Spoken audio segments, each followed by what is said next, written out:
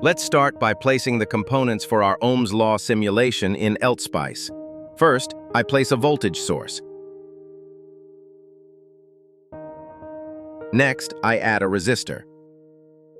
Then, I press the G key to place the ground. After placing all three components, I connect them using wires, creating a basic series circuit.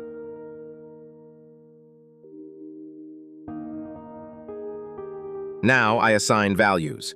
I set the voltage source to 10 volts, and I set the resistor value to 1 kiloohm. Then I type the spice directive, .op, which tells LTspice to calculate the DC operating point. I place this directive on the schematic. Now I run the simulation. In the output window, we can see that the current through the resistor is 0.01 amperes.